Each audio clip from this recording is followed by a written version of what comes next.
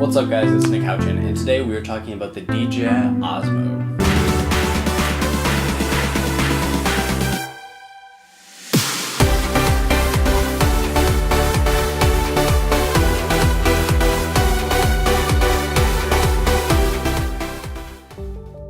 So I purchased the DJI OSMO about 3 months ago for a short film that we wrapped on last week. I bought it 3 months early because I wanted to get some experience before actually shooting with it, and also I'd heard some good things about it, so I wanted to check it out. The following are my personal observations from my own use with the DJI OSMO. Let's go.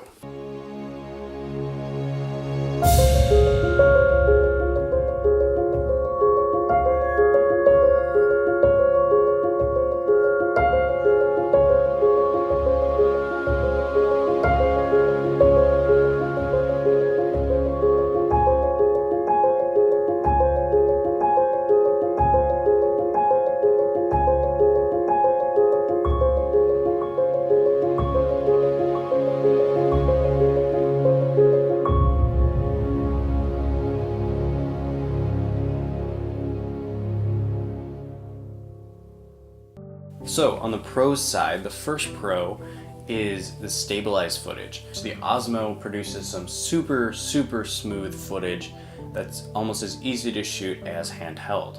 The second pro is the 4K footage. For a tiny camera like this, you can get some pretty incredible quality footage in the right conditions. The third pro is the shooting options. The camera offers a ton of options and settings, including C4K, 4K, 2.7K, and 1080p at 60 frames a second. The camera also includes a 1920 by 1080, 120 frames per second slow motion mode.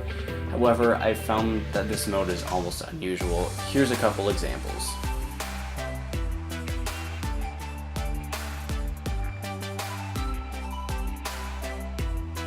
The camera also offers D-Log, which has been handy for creating some cinematic footage. On the con side, the camera has terrible low light capabilities. Obviously, it's a 1 by 2.3 sensor with an ISO ranging up to 3200, but it's nearly unusable in low light situations. I didn't think this would matter too much to me when I bought the camera, but I guess I found out that I tend to shoot a lot at golden hour, and that tends to carry on a little bit after sunset. The DJI app. You use the app to monitor your footage on your smartphone. The app is easy to use and pretty reliable. DJI has been doing some work on it. The app's also convenient since we always have our smartphone with us, but I've never really been super enthusiastic about the app. The app itself is really easy to navigate and use, but the reason I put this as a con is because the camera doesn't function on its own. You need another piece of technology to make that function properly. The third con is the sea legs look to the moving footage. When you're walking or running with the Osmo, you aren't necessarily going to get just like a buttery smooth shot. But just like any other 3-axis gimbal, your footage is going to look like it has sea legs. It's going to kind of warp and wobble like this. That's something you wouldn't see in a Steadicam or any other supporting device. It's just kind of inherent of 3-axis gimbals. So if you're okay with that, it's not necessarily a con, but for me personally, I kind of like having a natural-ish look to my footage, and this takes all naturality kind of out of it. There's some other housekeeping things you should probably know about the DJI Osmo.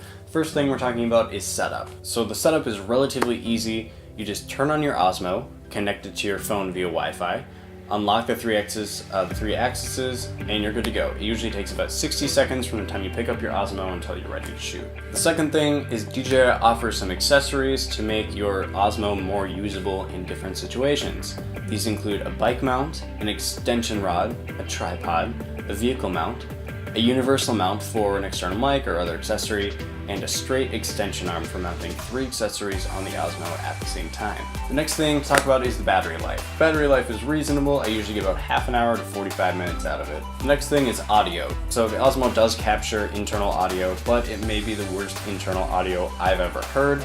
To me personally, I don't even think it's good enough for reference audio, but I'll let you be the judge of that. Take a listen. Way cool footage. Abby Tucker. But there is hope. The Osmo does come with a mic jack, so you can attach an external microphone to the device. For me personally, I tend to use this for kind of B-roll footage a lot, so if you're using it for that, you're not really going to need to use your audio. Here's a couple things that I think DJI could change in future models of this device. 1. Make it more adventure friendly, something a little more like a GoPro, and here's why. Every time I take it hiking, I'm always afraid I'm gonna drop it or it's gonna break, and if it starts raining at all, even just a little bit, it's going right in my backpack. I'm putting it away. I'm not gonna even risk it. I know it might be tough with a gimbal, but in the future, DJI could definitely work on making this a little more durable and adventure-proof. Next thing is focus distance. Although this should almost go without saying, it wasn't really something I thought about before purchasing the camera. The camera is meant for capturing landscapes, kind of like a drone, something like that. The minimum focus distance is around 5 feet, give or take, and so don't expect to shoot anything close up. Even a video like this wouldn't be that great. So in conclusion, is the Osmo right for you?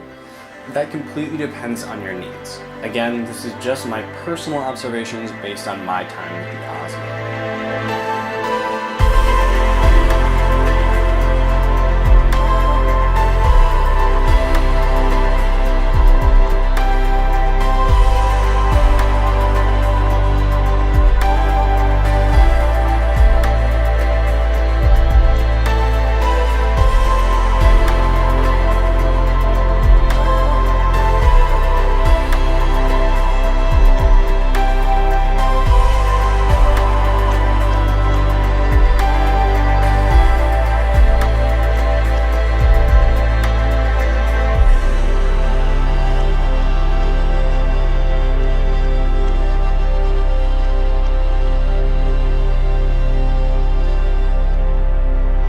Thank you so much for watching. I will see you next week.